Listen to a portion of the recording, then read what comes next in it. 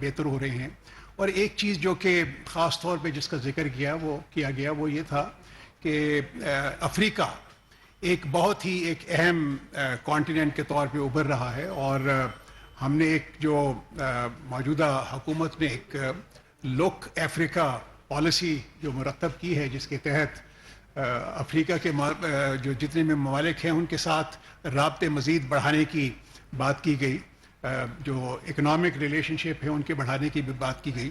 اور اسی طریقے سے جو یورپین یونین ہے اس کے بارے میں بھی، کیونکہ یورپین یونین بھی پاکستان کا ایک بہت ہی ایک اہم پارٹنر ہے. اور یورپین یونین نہ صرف اہم پارٹنر ہے بلکہ یورپین یونین کے ساتھ پاکستان کے جو معاشی تعلقات ہیں اس میں یہ ایک پاکستان کے ایک بہت بڑے پارٹنرز میں ایمرج ہوتے ہیں جہاں تک ہماری ٹریڈ اور انویسٹمنٹ کی ہے.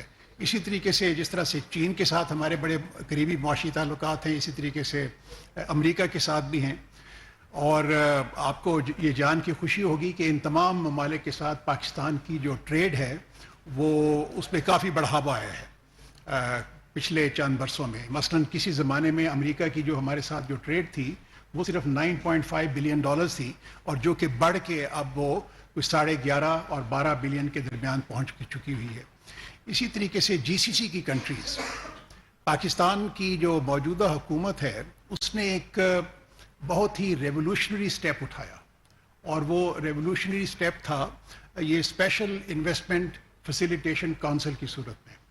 یہ جو اسپیشل انویسٹمنٹ فیسیلیٹیشن کونسل ہے اس کا بنیادی مقصد یہ تھا کہ تمام جو انٹرنیشنل انویسٹرز ہیں اگر ان کو کوئی مشکلات درپیش تھیں انویسٹمنٹ کرنے کی پاکستان کے اندر، تو ان تمام مشکلات کو دور کیا جائے. اور اس کا جو میجر سکوپ تھا وہ کافی اہم ایریاز میں تھا. مثلا ایگریکلچر تھا، اس کے اندر مائننگ اور منرلز تھے، اس کے اندر انرجی سیکٹر کی اپنا اس میں تھی وہ جو اپنا اس میں، اور اسی طریقے سے کافی اور سارے اس کے اندر ایریاز ہیں جس کے اندر انویسٹمنٹ. اور آپ کو یہ جان کے خوشی ہوگی کہ جو اسپیشل انویسٹمنٹ جو فیسیلیٹیشن کونسل کے انعقاد کے بعد کافی سارے جو ہمارے ممالک ہیں GCC کے ممالک ہو گئے، باقی انٹرنیشنل کمیونٹی، ان کی طرف سے ایک بہت ہی انٹرسٹ کا اظہار کیا گیا ہے کہ اس کے اندر انویسٹمنٹ، کہ پاکستان میں انویسٹمنٹ ہوگی. ایک جو اسپیشل انویسٹمنٹ فیسیلیٹیشن کونسل میں کی جو خاص بات یہ ہے کہ یہ بھی آپ ایک طریقے سے سمجھ لیجئے کہ یہ ایک بہت ہی اہم قدم ہے جو ایز آف ڈوئنگ بزنس ہے ان پاکستان کے اندر. مثلا وہ ایک جو ون ونڈو آپریشن جس کو کہتے ہیں کہ جی بالکل اسی کے حساب سے جتنے بھی انٹرنیشنل انویسٹرز ہوں گے وہ آ کے پاکستان میں بہت بآسانی کاروبار سیٹ اپ کر سکیں گے، اور ان کو تمام سہولیات وہ میسر ہوں گی جو کہ ایک جس کے وہ حقدار ہیں، جس کے لیے وہ اپنا ڈیمانڈ کرتے رہ گئے ہیں. ابھی پرائم منسٹر صاحب نے تھوڑی دیر پہلے یہ اناؤنس بھی کیا ہے، اور وہ بھی اسی کانٹیکسٹ کے اندر ہے کہ بزنس کمیونٹی جہاں سے بھی وہ آئے گی پاکستان میں انویسٹمنٹ کرنے کے لیے ان کو لانگ ٹرم ویزا بھی دیے جائیں گے. اس کے علاوہ ہم نے بریفنگ دی پاکستانی ڈائسپورا کے بارے میں، ایکٹیو پبلک ڈپلومیسی کے بارے میں، ٹریڈ ڈپلومیسی کے بارے میں کہ کس طریقے سے ہم نے اپنے مشنز وہ ٹریڈ ڈپلومیسی میں وہ اپنا انگیج کر رہے ہیں انٹرنیشنل بزنس کمیونٹی کو.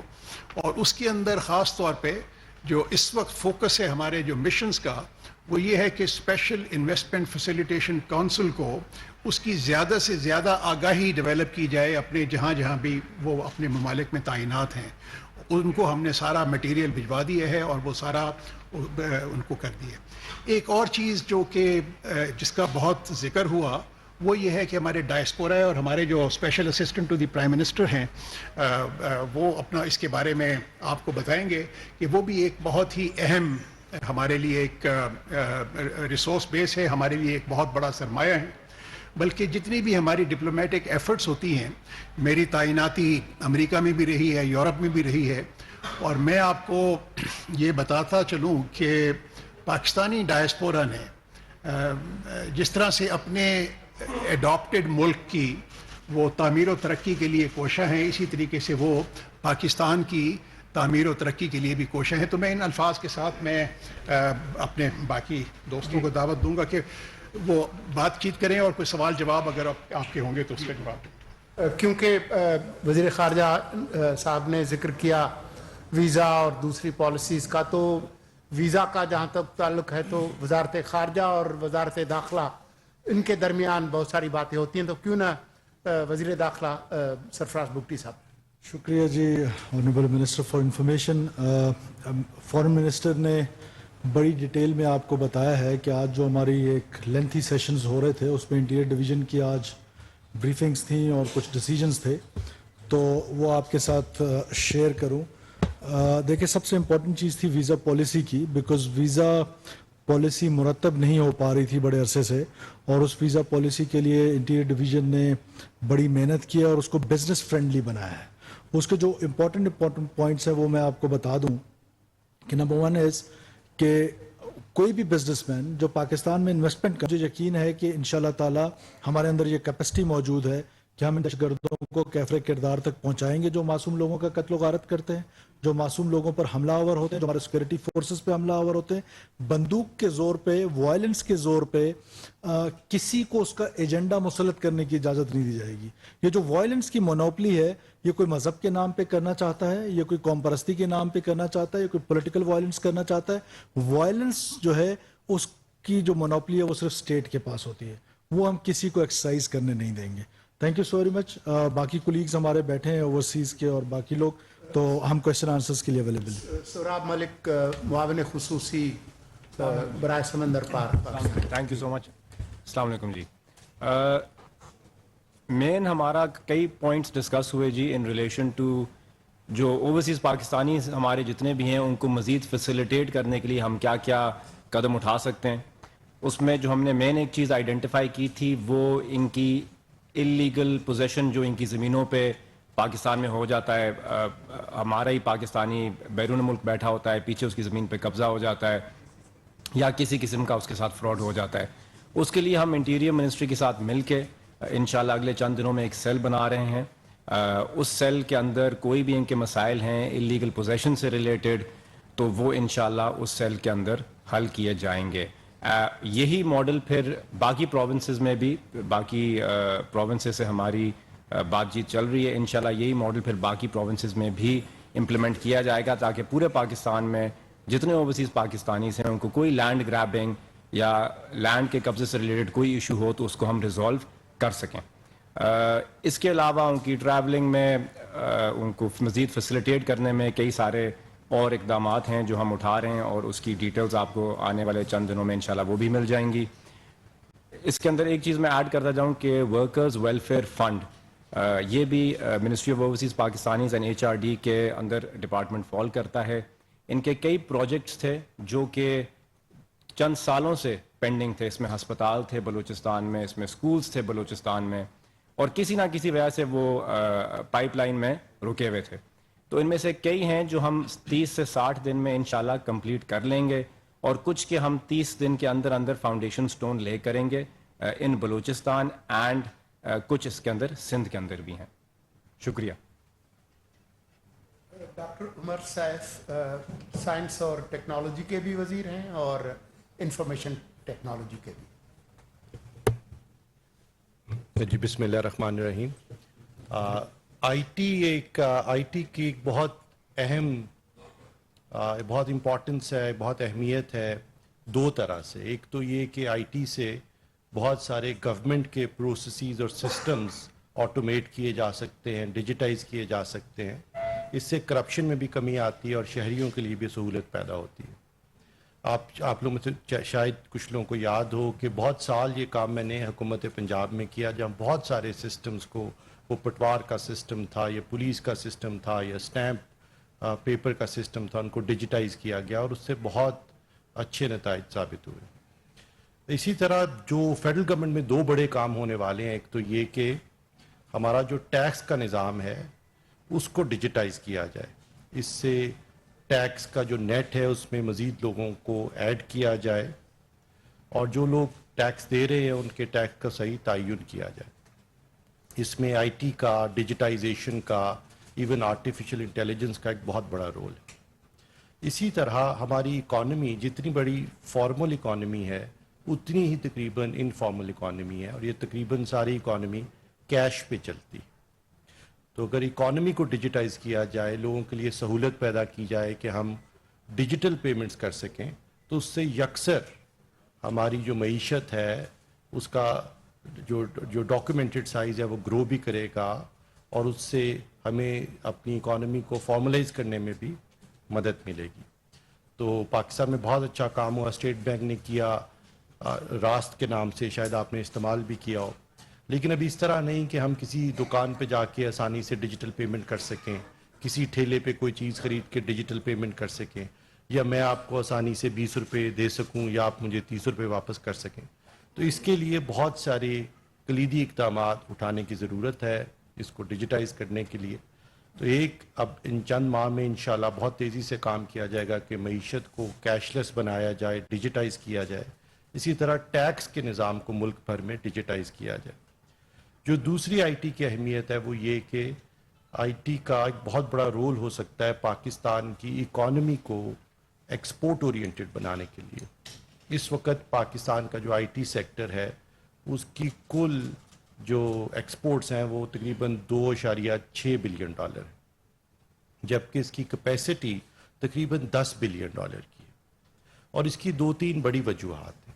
एक तो ये कि बहुत सारी आईटी कंपनीज, क्योंकि ये सर्विस बेस्ड इंडस्ट्रीज़ हैं, कोई ना गुड्स एक्सपोर्ट होनी है, ना इंपोर्ट होनी है, ना कोई एलसी खुलनी है, ये तो सर्विस बेस्ड इंडस्ट्री है, इंटरनेट पे होती है। तो अगर यहाँ की कंपनीज कोई दुश्वारी महसूस करें अपने डॉलर्स पाकिस्तान लाने में, तो उनके लिए बहुत आसान है कि वो डॉलर्स पाकिस्तान से बाहर ही रख छोड़ें। और अभी जो हमें 2.6 बिलियन डॉलर नज़र आता है, ये तकरीबन 4-4.5 बिलियन डॉलर है, क्योंकि पाकिस्तानी बहुत सारी कंपनीज के लिए दुश्वारी है अपने डॉलर्स को, अपने पैसों को पाकिस्तान लाने में। तो एक तो इसमें आसानी पैदा की जाएगी, और बहुत फंडामेंटल स्टेप्स आज एग्री किए गए हैं ताकि आसानी से ये कंपनीज अपने पैसे वापस ला सकें। इससे तकरीबन 1-1.5 अरब डॉलर हमें मज़ीद आता नज़र आएगा अपनी आईटी इंडस्ट्री की वजह से। इसी तरह से आईटी इंडस्ट्री एक ऐसी इंडस्ट्री है जिसका तमाम जो रॉ मटेरियल है वो इसी मुल्क में मौजूद है। ये वो नौजवान हैं जिनको आईटी की स्किल्स हैं, जो कि प्रोग्रामिंग कर सकते हैं, जो कि टेक्निकली काम कर सकते हैं, और ये तमाम इस मुल्क में मौजूद हैं। और ये इसीलिए इस इंडस्ट्री का बहुत बड़ा ट्रेड सरप्लस है। बाकी ज़्यादातर इंडस्ट्रीज़ में अगर कुछ पाकिस्तान में मैन्युफैक्चर किया जाए तो उसका रॉ मटेरियल बाहर से इंपोर्ट किया जाता है कुछ हद तक, इसका सारा रॉ मटेरियल इधर मौजूद है। इनफैक्ट ये एक ऐसी इंडस्ट्री है जिसका ट्रेड सरप्लस 70 से 80% है। इसका मतलब है कि सिर्फ 10 में से $2 की जो है वो स्पेंड है, और 7 से 8 डॉलर जो हैं वो ट्रेड सरप्लस है। और इसकी वजह से हमें बहुत सारे नौजवानों को ट्रेन करना है। इस वक्त जो बहुत एक मजबूत प्रोग्राम बनाया गया है कि 2 लाख नौजवानों को मज़ीद ट्रेन किया जाए। हर 1 लाख नई वर्क फोर्स ऐड करके हमें तकरीबन $2.5 बिलियन इजाफा होता है आईटी एक्सपोर्ट्स में। 2 लाख लोग ऐड किए जाएँ, ये तकरीबन $5 अरब की गुंजाइश है आईटी इंडस्ट्री में। और फाइनली इसी तरह क्योंकि टेलीकॉम का एक बहुत इंपॉर्टेंट सेक्टर है, उसकी 5G की ऑक्शन होनी है, और वो लॉन्ग डिलेड है। इस वक्त दुनिया 6G 6G की तरफ मूव कर रही है, और हम अभी तक हमारे कंज्यूमर्स भी सफ़र कर रहे हैं, टेलीकॉम इंडस्ट्री भी सफ़र कर रही है। तो उसकी भी इमिनेंटली अगले 10 माह में ऑक्शन की जा सकती है अगर तेज़ी से चला जाए तो। और ये चंद माह में हम वो इक़दाम उठाएंगे जिससे ये हम उस तरफ चल पड़ें कि ये 10 माह में इसकी ऑक्शन की जाए। और फाइनली ये कि पाकिस्तान के बहुत सारे नौजवान दुनिया भर में फ्रीलांसिंग करते हैं, उनको यहाँ नौकरियाँ तो मुयस्सर नहीं, लेकिन दुनिया की जो ग्लोबल वर्क फोर्स है जहाँ पे हर चीज़ आउटसोर्स की जाती है, वो इन वेबसाइट्स के ज़रिए वहाँ पे $5, $10, $15 दिन के कमाते हैं। और उनके लिए बहुत मुश्किल है कि वो पैसे पाकिस्तान में ला सकें। पाकिस्तान में ना पेपैल है, ना स्ट्राइप है, और अगर लाएं भी तो टैक्स रजीम वो नहीं जो आईटी इंडस्ट्री की है। फिर इसी तरह ये अगर कोई $5, $10 दिन के कमाता है तो वो ना 3 लाख का लैपटॉप ख़रीद सकता है, ना वो जनरेटर ख़रीद सकता है, ना इंटरनेट का इंतज़ाम कर सकता है। तो फैसला किया गया कि पाकिस्तान भर में 5 लाख लोगों के लिए फ्रीलांसिंग की सहूलत पैदा की जाएगी, और कोवर्किंग स्पेसेस बनाई जाएंगी जहाँ पे हमारे नौजवान जाएं, वहाँ पे कंप्यूटर लगे हो, इंटरनेट आ रहा हो, जनरेटर मुयस्सर हो, और वहाँ से वो इस ग्लोबल जो इकॉनमी है इसका हिस्सा बन सकें और $5-10 दिन के कमा सकें। अगर 1 मिलियन 10 लाख नौजवान जो कि तकरीबन 2 साल में यूनिवर्सिटी से ट्रेन होते हैं اگر $10 دن کے بنائیں تو یہ $3 ارب سالانہ پاکستان کے لیے کما سکتے ہیں. تو ابھی ہم جو $2.6 بلین پہ کھڑے ہیں وہ ایکچولی $4.5 بلین ہے, کیونکہ بہت سارے پیسے باہر پڑے ہیں. پاکستان میں 2 لاکھ نئے I T soft where developers کی گنجائش ہے جس سے $5 ارب مزید آ سکتا ہے. اور پاکستان کے فری لانسرز اگر ہماری یہ نئی جو ہم اسکیم لے کے آ رہے ہیں اس کے تحت کام کر سکیں آسانی سے تو تقریباً $3 ارب مزید پاکستان میں لایا جا سکتا ہے. فائنلی بیفور آئی کنکلوڈ, ایک بہت امپورٹنٹ سیکٹر ہے. ایک تو پاکستان میں جیسے پے پیل اور اسٹرائپ آنا ہے, اسی طرح پاکستان میں اسٹار لنک لانچ ہونا ہے جو کہ لو آربٹ سیٹلائٹ سسٹم ہے, جس سے وہ تمام علاقے جہاں پہ نوجوان ہیں لیکن کنیکٹیوٹی نہیں, جہاں پہ I T skilled work force ہے لیکن کنیکٹیوٹی نہیں, ان کو آسانی سے انٹرنیٹ سے کنیکٹ کرنے کی سہولت میسر ہوگی through this new system.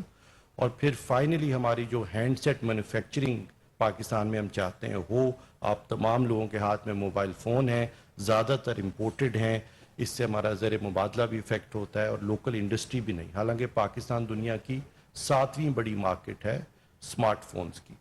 Pakistan میں سیل فونز اسمبل ہونے شروع ہو گئے ہیں, تقریباً 5 کروڑ کے لگ بھگ ہینڈ سیٹس اسمبل ہو چکے ہیں, لیکن بہت ساری ایسی چیزیں کرنے کی ضرورت ہے جس میں اس انڈسٹری کو انسینٹیوائز کیا جائے.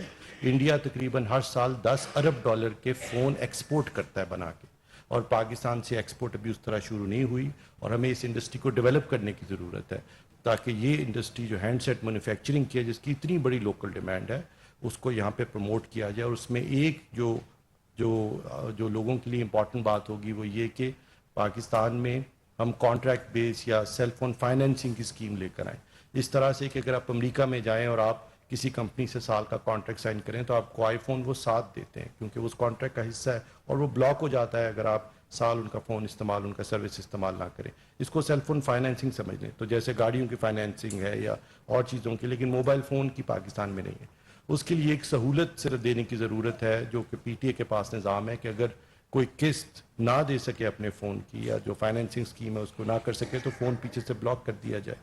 لیکن جب یہ میسر ہو جائے گی تو ایک دم سے پاکستان میں اچھے موبائل فونز کی بہت ڈیمانڈ پیدا ہوگی, کیونکہ اب آپ کسی کمپنی سے جا کے جب اپنا کانٹریکٹ کریں گے تو آپ کو 7 فون بھی میسر ہوگا, جس کو کانٹریکٹ بیس فونز کہتے ہیں, سیل فون فائنینسنگ کہتے ہیں. تو یہ اسکیم بھی ہم لے کے آ رہے ہیں, اس سے انشاءاللہ ڈومیسٹک ڈیمانڈ بھی ڈیولپ ہوگی, ہائی اینڈ فونز کی ڈیمانڈ بھی ڈیولپ ہوگی, اور پھر ہائی اینڈ فونز ہوں گے تو اس سے لوگ اپنی روزگار کے لیے, ایجوکیشن کے لیے استعمال بھی کر سکیں گے. تو یہ وہ تمام کلیدی اقدامات ہیں جن کو اگلے چند ماہ میں لیا جائے گا, اور پھر بہت ساری چیزوں کی یوں بنیاد رکھی جائے گی کہ جو آنے والے لوگ ہیں, آنے والی حکومتیں ہیں, وہ اس کو تیزی سے لے کے آگے چل سکیں. عرفان اسلم صاحب وزیر قانون بھی ہیں اور ماحولیاتی تبدیلی کے بھی وزیر ہیں, اب ان کی مرضی ہے کہ جہاں سے بھی شروع کریں.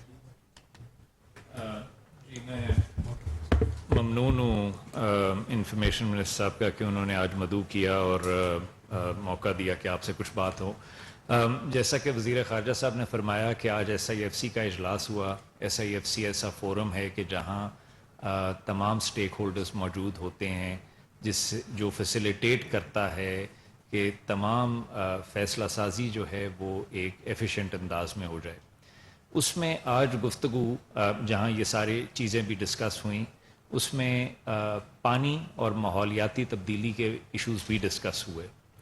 آپ سب کے علم میں ہے کہ پچھلے سال کی جو بڑے سیلاب آئے اس میں $30 ارب کا نقصان ہوا, اور ماحولیاتی تبدیلی کی وجہ سے ہمیں یہ بارہا ہر سال تقریباً اس طرح کی صورتحال کا سامنا ہے.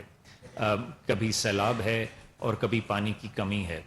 ان چیزوں کو ڈیل کرنے کے لیے ایک بہت مربوط انداز میں ایک جامع پالیسی کی ضرورت ہے, اور آج اس پہ ایس آئی ایف سی نے گائیڈنس دی ہے کہ وہ جلد از جلد تیار کی جائے. اس میں 3-4 چیزیں آپ کے سامنے رکھنا چاہتے ہیں. سب سے پہلے اس میں ہم نے انشور یہ کرنا ہے کہ پانی اویلیبل رہے کاشتکار کے لیے. آپ سب کے علم میں ہے کہ آبادی بڑھ رہی ہے. جب پاکستان آزاد ہوا 1947 میں تو آبادی 2.25 کروڑ تھی. 2030 میں ہم 30 کروڑ سے زیادہ ہوں گے. اب اس کے لیے زیر کاشت رقبہ بھی مزید زیر کاشت لانے کی ضرورت ہے, اس کے لیے پانی کی اشد ضرورت ہے. پانی کو ابھی تک ہم بہت بے دریغ انداز میں استعمال کرتے رہے ہیں، ضائع بھی کرتے ہیں، اور اس کی واٹر پرائسنگ بھی مناسب نہیں ہے. ان ساری چیزوں کو مد نظر رکھتے ہوئے کہ واٹر سیکیورٹی بھی انشور ہو، کاشتکار کو پانی ملتا بھی رہے، پانی کی اویلیبلٹی بھی مستقل رہے، نئی سٹوریج فیسلٹیز بھی بنتی رہیں، اور ان ساری چیزوں سے متعلق ایک بڑی جامع پالیسی عنقریب آپ کے سامنے رکھیں گے، جس میں یہ ساری اگلے کئی سالوں کے لیے ایک واٹر پلان ہوگا جو ملک کی پانی کے جو ایشوز ہیں اور جو ماحولیاتی تبدیلی کے ہیں ان کو مد نظر رکھتے ہوئے یہ بنائی جائے گی. ماحولیاتی تبدیلی کے سلسلے میں جو گفتگو ہوئی اس میں دو چیزیں قابل ذکر ہیں. ایک کہ ہم کاربن مارکیٹ پاکستان میں اسٹیبلش کرنا چاہ رہے ہیں، کاربن رجسٹری، جس سے پتہ چلے کہ ہمارا ایگزیکٹلی کاربن ٹریڈنگ کا سٹاک ہے کتنا، اس کی والیوم کتنی ہے، تاکہ اس میں پھر سرمایہ کاری کا بھی اندازہ ہو سکے، اور یہ ہم بہت جلد اگلے چند ہفتوں اور ماہ کے اندر کر لیں گے. دوسرا، ہم ایک ماحولیاتی تبدیلی سے ڈیل کرنے کے لیے اور کلائمیٹ چینج ریزیلینس پیدا کرنے کے لیے اور کلائمیٹ چینج ریلیٹڈ انڈسٹریز میں انویسٹمنٹ کے لیے ہم ایک پاکستان کلائمیٹ چینج فنڈ بنانے کے لیے کو بھی اسٹڈی کر رہے ہیں کہ ہم وہ فنڈ اگر بن جائے تو اس سے ہم اپنی جو کلائمیٹ چینج ریزیلینٹ انڈسٹریز ہیں ان کو سپورٹ کر سکیں گے، نئی انڈسٹریز جنم لے سکیں گی جن میں فار ایگزامپل الیکٹرک وہیکلز وغیرہ ہیں جو ماحولیاتی تبدیلی کے لیے بھی بہتر ہیں اور ملک کی اوور آل معیشت کے لیے بھی بہتر ہے کہ یہ انڈسٹری شروع ہو، اپنا کام کرنا شروع کرے. یہ آج کی کچھ گفتگو تھی جس کا خلاصہ آپ کے سامنے رکھا ہے. جی انفارمیشن میں سر. بہت شکریہ جی. ہم ایک ایک سوال کریں گے، ایک سے زیادہ نہیں. ظہیر علی.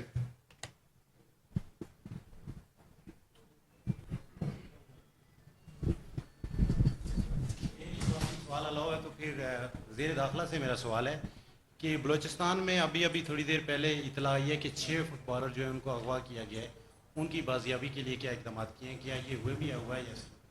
دیکھیں یہ میرے حلقے میں ہی ہوا ہے اور ڈیرہ بگٹی کا واقعہ ہے سوئی کا. یہ بچے صبح فٹ بال کمپٹیشن کے لیے سبھی ٹریول کر رہے تھے 11:30 بجے کے قریب. دہشت گردوں نے 18 کے قریب بچے تھے اس میں، ان کو وہاں سے کڈنیپ کیا، باقیوں کو چھوڑ دیا. ان میں سے 6 کو وہ لے کے جو ان کے ٹھکانے ہیں ان کی طرف گئے ہیں. اس وقت سے ابھی تک فرنٹیئر کور بلوچستان لیویز اور بلوچستان پولیس کمشنر سبی کی سربراہی میں سرچ آپریشن کر رہے ہیں، اور ہمیں امید ہے کہ وہ ان کے ٹھکانوں تک پہنچیں گے اور جو دہشت گرد ہیں ان کو اس گھنونے جرم کی سزا ضرور ملے گی. اکرم عابد.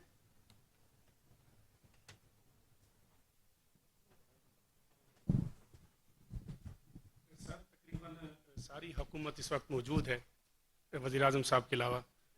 میرا سوال وزیر داخلہ سے ہے، کیونکہ اس وقت جو ہے ملک میں بلوچستان کا جو اقتدار ہے وہ سر چڑھ کر بول رہا ہے.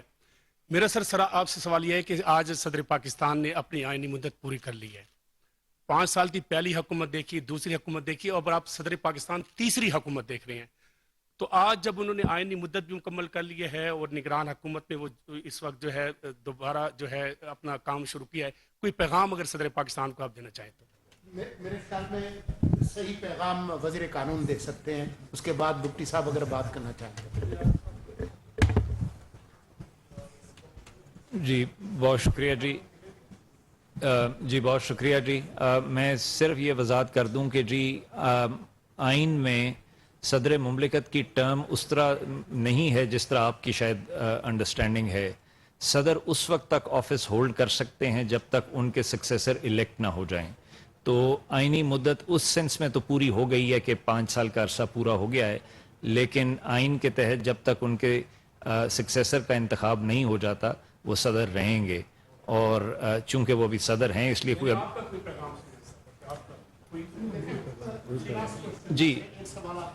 جی آپ کو میں نے آئینی پوزیشن واضح کر دی ہے. بگٹی صاحب اگر آپ کہنا چاہیں تو بالکل. جس طرح لا منسٹر نے کہہ دیا صدر پاکستان ایک آئینی عہدہ ہے اور وہ پاکستان کے افواج کے سپریم کمانڈر ہیں. وہ ایک رسپانسبل ٹینیور پہلے گزار چکے ہیں اور ان سے یہی ایکسپیکٹیشنز ہیں कि वो आज भी बड़ों की तरह एक्ट करें. अशफाक बंगश.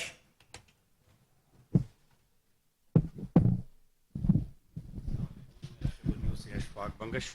आज दाखिला साहब की तरफ सारे साफियों का वो है, हालांकि इम्पोर्टेंस जो मिनिस्टर्स हैं और इश्यूज़ है, लेकिन चूंकि इश्यूज़ इस बेस पे हैं कि आज का इजलास भी इस हवाले से तसलसल है, इम्पोर्टेंस है, तो ट्रेड के हवाले से पाक ट्रेड जो कि एक तरफ से आप स्मगलिंग रोकथाम के हवाले से इस पे इकदाम उठा रहे हैं, दूसरी तरफ आप ट्रेड बढ़ाना चाहते हैं. तो हम चूँकि खैबर टीवीज़ के बतौर चूँकि अफ़गानिस्तान और पाकिस्तान के हवाले से हैं, तो अफ़गानिस्तान के हवाले से बहुत सारी शिकायत पहले भी मौसूल हो चुकी है, अभी भी. तो उसको वीज़ा पॉलिसी जिस तरह आप लोग रिलैक्सेशन दे रहे हैं, लेकिन उसकी वीज़ा पॉलिसी में कोई इस तरह खास खतरख्वार रिलैक्सेशन नहीं है. दूसरा, उसकी वीज़ा पॉलिसी ना होने की वजह से स्मगलिंग का रुझान भी बढ़ गया है, और उनको जो ट्रेड का वो है, वो अक्सर आप जैसे आप भी ताल्लुक़ रखते हैं वहाँ से, जो बाउंड्री से जो कुछ हो रहा है, तो इसकी हवाले से आप लोगों ने क्या किया कि अफगानिस्तान के लिए वीज़ा पॉलिसी के लिए? शुक्रिया बंगश साहब. देखिए, दो मुख्तलिफ चीज़ों की तरफ आपने निशानदेही की है. एक स्मगलिंग है और एंटी स्मगलिंग ड्राइव है. उसका वीज़ा पॉलिसी से कोई ताल्लुक़ नहीं है. जो स्मगलर है वो वीज़ा हो ना हो वो स्मगलिंग करता है, इलीगल एक्टिविटी करता है, चाहे हमारे मुल्क के अंदर स्मगलिंग हो रही हो या हमारे मुल्क से बाहर स्मगलिंग हो रही हो. ज़ीरो टॉलरेंस है उस पर हमने एक ड्राइव स्टार्ट की और सिनर्जी के साथ की. अब जहाँ तक रही बात आपकी अफ़गानिस्तान के साथ वीज़ा पॉलिसी की, this is what we are doing, कि हम ये चाहते हैं कि जितने भी हमारे हमसाया ममालिक हैं, हमारे सब के साथ हम अच्छे ताल्लुकात भी चाहते हैं, और साथ साथ हम वीज़ा पॉलिसी चाहते हैं कि वीज़ाज़ को हम प्रमोट करें, पासपोर्ट्स को प्रमोट करें, तज़किरा को, बाकी चीज़ों को डिस्करेज करें, सो दैट हमारा जो सिटीज़न अगर किसी और मुल्क में जाता है तो वो एक ड्यू प्रोसेस के तहत जाता है. इसी तरह हमारी ख्वाहिश है कि कोई और अगर हमारे मुल्क में आना चाहता है, हमारा मेहमान होगा, हम उसको इज़्ज़त देंगे, वो वीज़ा अप्लाई करेगा. और ये जो बिज़नेस फ्रेंडली वीज़ा है, this is for everyone, not for specific कोई मुल्क है. दुनिया में जितने भी ममालिक हैं, कोई हमारे पास आके बिजनेस करना चाहता है, इन्वेस्टमेंट करना चाहता है, दिस इज़ फॉर एवरीवन. कोई उसमें डिस्क्रिमिनेशन नहीं है कि किसी एक मुल्क के लिए है, किसी एक के लिए नहीं. शाकिर अब्बासी, आ जाएं जी, माइक ले ले. थैंक यू मिनिस्टर साहब. एक तो अभी एक तकरीब ख़त्म हुई है सेरेना होटल्स में, जिसमें अमेरिकन जो डायस्पोरा है उन्होंने $44 मिलियन पाकिस्तान में इन्वेस्टमेंट किया. मिनिस्टर साहब ने उसमें शिरकत किया, तो ये एक पॉजिटिव साइन है. मेरा सवाल आपसे वज़ीर दाखिला साहब से कि जो बजट तकरीर थी साबिक़ वज़ीर ख़जाना की, उसमें उन्होंने जो पाकिस्तानी ओवरसीज़ हैं उनको बड़ा एक पैकेज दिया था. उनके लिए एक डायमंड कार्ड के इजरा का भी कहा गया था कि जो इन्वेस्टमेंट पाकिस्तान लाएंगे $50,000 से ज़ायद सालाना. उसमें जो सबसे इम्पोर्टेंट था वो ग्रेटेस्ट पासपोर्ट उनको मिलेगा जो $50,000 पाकिस्तान लाएगा. लेकिन 3 माह हो गए हैं इस हवाले से हमने कोई एक पासपोर्ट भी मैंने जो चेक किया नहीं इजरा हुआ. तो क्या वो इंटैक्ट है वो पॉलिसी या उसमें तब्दीली लाई गई है? देखें, कंटिन्यूटी ऑफ पॉलिसीज़ है. जो भी एक बेहतर पॉलिसी थी हम इसको कंटिन्यू करेंगे. SAPM बैठे हुए हैं, हम इनके साथ नेक्स्ट वीक इन तमाम इशूज़ पे जो ओवरसीज़ पाकिस्तानीज़ के साथ है, बिलखसूस उनके पासपोर्ट्स के इशू हैं, उनके नादरा रिलेटेड इशूज़ हैं, और जिस तरह उन्होंने कहा SAPM साहब ने कि उनके जो लैंड ग्रैबिंग के इशूज़ हैं, ये तमाम इशूज़ पे हम मंडे ऑनवर्ड बैठ रहे हैं और हम उसमें एक मुकम्मल और जामिया बात आपके सामने शेयर करेंगे. लेकिन हम ओवरसीज़ पाकिस्तानियों को ये बताना चाहते हैं कि आप हमारे एसेट हैं और की फैसिलिटेशन रियासत पाकिस्तान मजलूम के साथ खड़ी होगी. रियासत पाकिस्तान लैंड ग्रैबर के साथ नहीं खड़ी हो सकती है. हम रियासत पाकिस्तान की हैसियत से, हुकूमत पाकिस्तान की हैसियत से उसमें फैसिलिटेट करेंगे अपने उस एसेट को जो इन छोटे छोटे मसाइल में घिरा हुआ है, और उसका जो ट्रस्ट है उसका डेफिसिट हो रहा है, उसको हम नहीं होने देंगे. एजाज अहमद.